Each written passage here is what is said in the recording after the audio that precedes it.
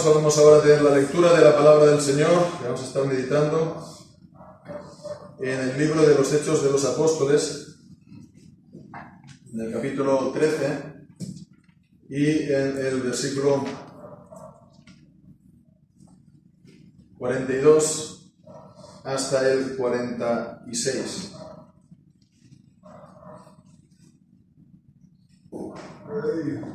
Dice así la palabra del Señor. Y al salir de la sinagoga de los judíos, los gentiles les rogaron que el sábado siguiente les hablara de estas cosas. Y despedida la congregación, muchos de los judíos y de los prosélitos piadosos siguieron a Pablo y a Bernabé, quienes hablándoles los persuadían a que permanecieran en la gracia de Dios. Y el sábado siguiente se juntó casi toda la ciudad para oír la palabra de Dios.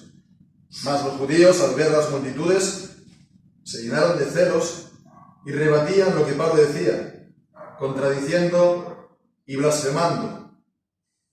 Entonces Pablo y Bernabé, hablando con denuedo, dijeron: a vosotros, a la verdad, era necesario que se os hablara primero la palabra de Dios. Mas puesto que la desecháis y no os juzgáis dignos de la vida eterna, he aquí nos volvemos a los gentiles. Señor, bendiga su santa palabra.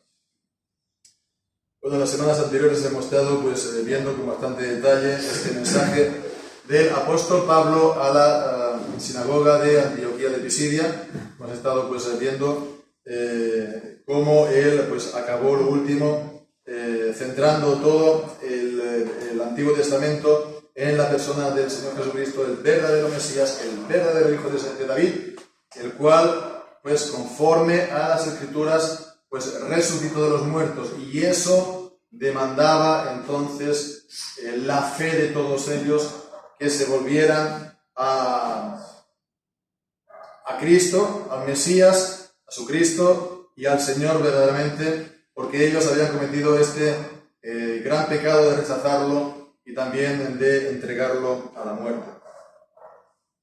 Pues ahora vemos en estos versículos que hemos leído el resultado de esta predicación, ¿no? El Señor dice que no envía su palabra en vano a la tierra, ¿no?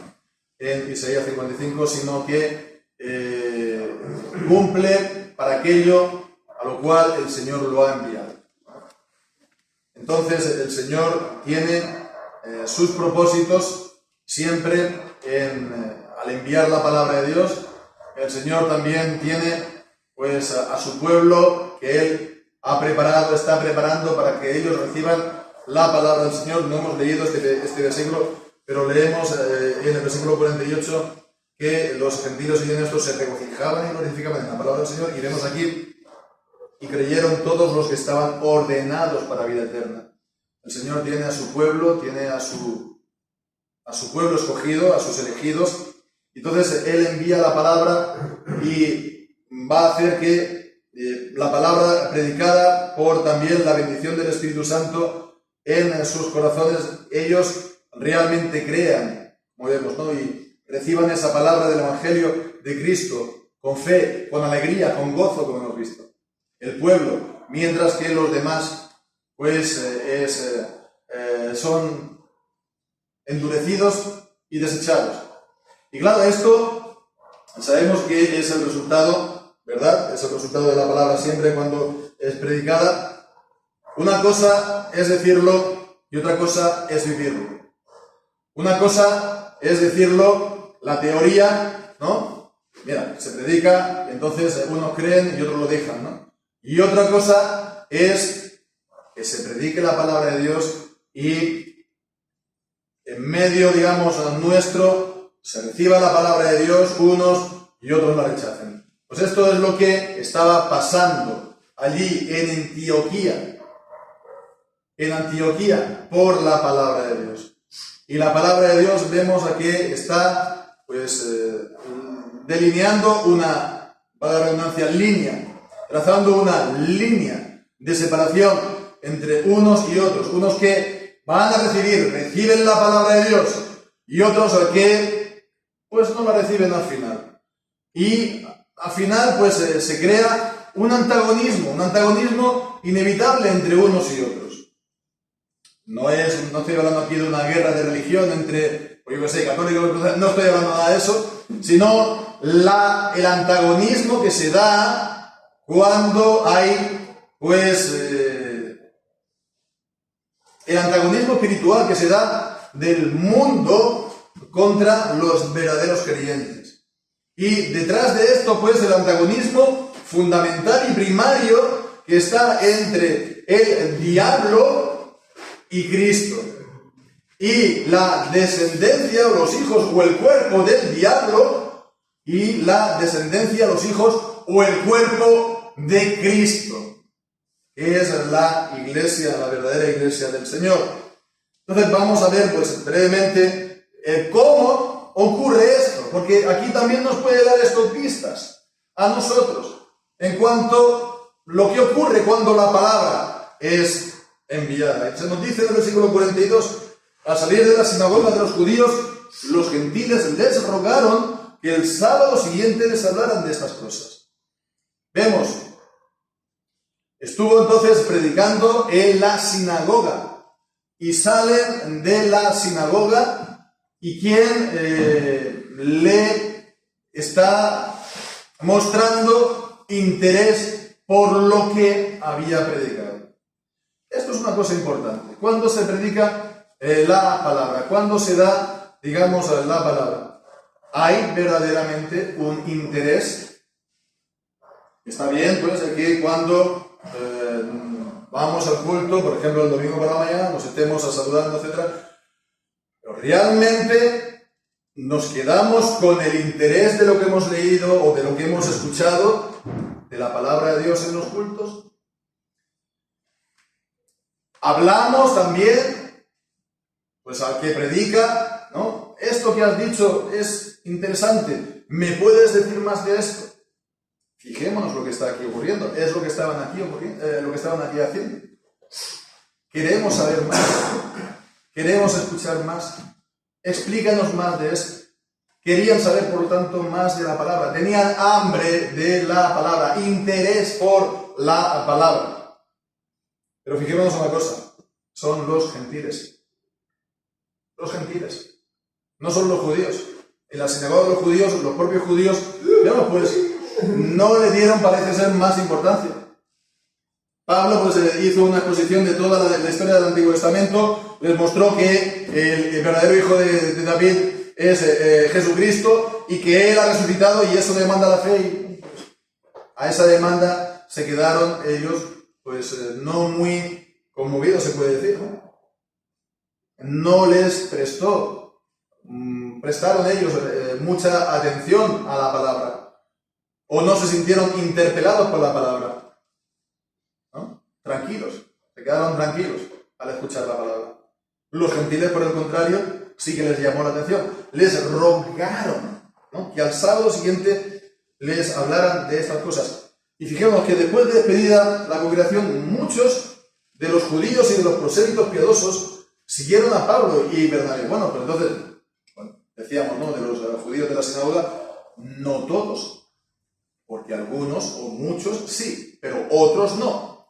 Los proselitos, ¿quiénes son? Son los gentiles que han creído, ¿no?, que han creído y que, pues, que no forzosamente, pues, se han tenido que circuncidar y hacerse judíos, sino que asistían a la sinagoga como, pues, temerosos de Dios, de las naciones. Entonces, los judíos y los prosélitos piadosos, temerosos de Dios, siguieron a Pablo y a Bernabé, quienes, hablándolos, los persuadían a que permanecieran en la gracia de Dios. Bueno, no se nos dice aquí explícitamente con palabras, pero se sobreentiende perfectamente. Estos no esperaron al sábado siguiente. Estos no esperaron al sábado siguiente. Los siguieron, y a ver, todo esto, hablándoles y los persuadían, no sería allí en 5 minutos a la salida de la sinagoga, digo yo, sino que habrían a lo mejor quedado, habrían estado hablando durante la semana. De nuevo, había interés por la palabra. Y sí, teóricamente, oficialmente, entre comillas, ¿no?, habían quedado para la semana que viene, pero ellos se adelantan y vemos, toman la delantera. toman la delantera aquellos que son oficialmente judíos, sí, son los que tienen las palabras de Dios, sí, las están leyendo a cada sábado, a cada día de reposo, en la sinagoga, sí, pero fijémonos lo que ocurre entonces en el 44. Se juntó casi toda la ciudad para ir a la palabra de Dios. ¿Y eso por qué? ¿Cómo es posible? ¿Por arte de magia? No. ¿Qué ocurrió ahí? Aquellos que habían seguido a Pablo y a Bernabé, que habían estado escuchando la palabra del Señor, hablaron a los demás y dieron testimonio de los demás. Y estuvieron pues despertando el interés de los demás, de casi toda la ciudad. Y esto es también una cosa importante, ¿no? Para ver, ¿no?, si también nosotros pues estamos pues de esta manera, con este interés de ¿qué? De compartir o de invitar a la gente, de hacer saber, ¿no?, a la gente que vengan a escuchar la palabra del Señor. Y si no lo hacemos, normalmente no van a venir por sí mismos. Es decir, sí, hay excepciones, sí, pero normalmente no. Es decir, que tenemos también ahí una responsabilidad nuestra, ¿no?, de dar también testimonio y de invitar a la gente a escuchar la palabra del Señor. Pero entonces vemos, ¿no?, casi toda la ciudad, seguramente aunque allí había una gran comunidad judía, pues casi toda la ciudad tenía que ser todos gentiles, todos los paganos, que van a las puertas de la sinagoga a escuchar a Pablo. ¡Qué éxito tuvo!, ¿no? Estamos aquí generaciones y aquí no se mueve nada, ¿no? Estamos aquí por años y años y años y fíjate, pero ha venido este hombre, ha hablado y fíjate, está toda la gente agolpándose, ¿no?, para escuchar la palabra del Señor. Entonces, ¿cuál fue la reacción de ellos? Dice el versículo 25, se llenaron de celos. Se llenaron de celos. Se llenaron de envidia. Se llenaron de celos, pues, por ver a alguien que ha venido, predicado la palabra y ha causado, por así decirlo, un impacto, una conmoción en la ciudad, cosa que ellos no lo han hecho. Pero no solo eso, sino que lo hacía también a partir de las escrituras de ellos. Y también aquí hay otro factor de celos, ¿no? Porque a los judíos ciertamente, como dice Pablo en Romanos 3, a ellos se les ha confiado los oráculos de Dios, ¿no? Entonces fue una gran distinción. Pero entonces vemos que aquí está utilizando los oráculos de Dios, el Antiguo Testamento, ¿para qué? Para anunciar a Cristo y para anunciar el Evangelio. Y esta es, digamos, también otra piedra de tropiezo y otra causa de celos para ellos. Que, bueno, pues ellos no quieren admitir o no quieren aceptar que las escrituras del Antiguo Testamento estén hablando de Jesucristo. De Jesucristo. Sí, como muchos hablarán del Mesías, de un Mesías que todavía ha de venir, como decíamos la última vez, totalmente humano, no Dios encarnado, como enseñan las profecías, ¿no?, de Isaías 7, capítulo 7, capítulo 9, entre otros, ¿no?, que Dios se iba a hacer hombre. Entonces, bueno, como mucho, pues un Mesías, ¿no?, o que todo lo que dice, pues las profecías estas también aplicadas al pueblo, ¿no?, etc. Pero a Jesucristo, pues hijo de María, ¿no?, y bueno, según se decía también de José, que vivió pues en Galilea, en Nazaret, etc. Y que al final pues fue muerto en Jerusalén en una cruz por los romanos, porque ellos lo entregaron, y que resucitó al tercer día a este, o que ellos, según los judíos, dicen que resucitó, pues ellos no están pues dispuestos a admitirlo. Que las profecías, por ejemplo, de Isaías 53 y tantas otras del Antiguo Testamento, se cumplen en él al detalle, que hablan de él todas las escrituras. Y aún, pues, todo lo que nos enseña la ley, de todo el culto que daban, de todo el culto que instituían con el sacrificio de animales, etc., todas las Pascuas y todas las fiestas y todo esto se cumple en Él y ya está entonces cumplido, entonces está abrogado y ya no tiene más continuación. Porque todo el Antiguo Testamento, por lo tanto, se cumple en Él, ya no tiene, por lo tanto, una validez más allá de la ley, por supuesto, moral, eterna del Señor. Y también las enseñanzas, porque todas estas cosas tipológicas que hablaban de Jesucristo, pues tienen unas enseñanzas que son válidas y permanentes todavía para nosotros. Pero no tenemos que estar practicando todo su sistema de religión. Entonces, esto vemos, ellos se podrían decir, bueno, si esto es así, nosotros ¿qué hacemos aquí, no? ¿Qué hacemos aquí? Se nos quita toda razón de ser, ¿no?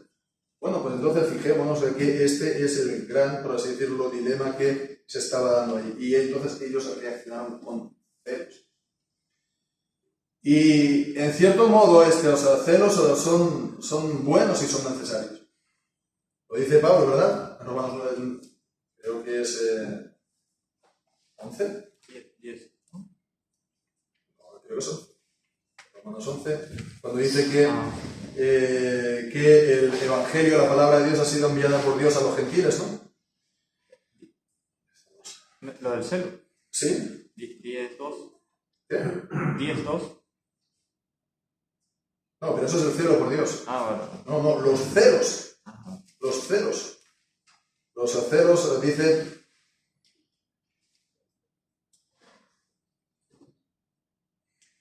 en el versículo 14, podemos leer el versículo 13, Romanos 11, 13.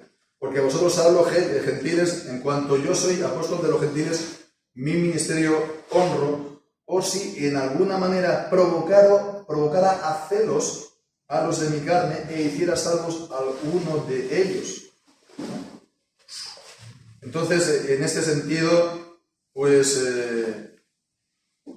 ese celo o esos celos son positivos, son buenos, porque eso le puede mover a volverse al Señor, a ver que el Señor ha hecho bien a los demás por la palabra de Dios, y ellos pues como que se están quedando sin, pues entonces que ellos quieran recibir esa palabra también. Bueno, pues entonces lo que ocurrió aquí es lo contrario. Se llenaron de celos, pero la rechazaron. Porque dice, rebatían lo que Pablo decía, contradiciendo y blasfemando. ¿Y qué me la está diciendo blasfemando? Ellos seguro no estarían aquí blasfemando, digamos, como tal y como nosotros entendemos la palabra blasfemar. Estaban blasfemando del mensaje y de la enseñanza que decía Pablo. Entonces la blasfemia no es solamente, tal como nosotros entendemos la blasfemia. También el hablar mal con palabras injuriosas y fuertes de la palabra que se predica, eso es también blasfemia. Es un tipo de blasfemia. Es distintos, se puede decir, especies, ¿no? Géneros del mismo pecado. El mismo pecado. Entonces hay que también hacer atención porque a veces tenemos ligereza al hablar de esto. O como que separamos o dividimos, ¿no? Pues no sé, el ministerio de la palabra con la palabra o con el Señor. Hay que tener mucha atención porque aquí se llama blasfemia a esta reacción y a esta manera de hablar injuriosa del mensaje y de la enseñanza impartida oficialmente o públicamente de la palabra de Dios. Bien, pues entonces, ¿qué es lo que ocurre? Por lo tanto, que Pablo y Bernabé, hablando con denuedo, esta palabra tan importante para predicar, que aparece tantas veces en el Nuevo Testamento, sobre todo en Hechos, hablar con denuedo, hablar con libertad, hablar con la libertad, sin, no voy a decir pelos en la lengua, pero decir, ser franco y hablar claramente la palabra del Señor, es lo que viene a decir. Y libremente, sin tener que estar pues retrayéndote, ¿no? O cortándote o limitándote en algo, ¿no? Sino que estás predicando la palabra de Dios tal cual es. Y entonces dijeron, a vosotros a la verdad es necesario que os asabara primero a la palabra de Dios. Porque eso es lo que hizo Jesús, no soy enviado sino a las ovejas perdidas de la casa de Israel. Pablo también dice, al judío primeramente, y también al griego, pero al judío primeramente. Entonces, primeramente la salvación ha de ser anunciada ¿a quién? Al pueblo judío. ¿Por qué? Porque él es el pueblo de la alianza en el Antiguo Testamento. Dios es fiel y por tanto le envía a él en primer lugar la palabra. Pero si él se juzga indigno de recibir estas grandes bendiciones espirituales, de vivir de manera digna a esa dignidad que le ha dado el Señor como pueblo, pues entonces ¿qué ocurre? El Señor pues se va. El Señor se va. Y se va a aquellos que sí que van a recibir la palabra. Porque el Señor no está cortado ni atado de manos y brazos. El Señor es todopoderoso y puede levantar hijos de Abraham de debajo de las piedras, como dice Jesús. Entonces, bien, esta es la cuestión, ¿verdad?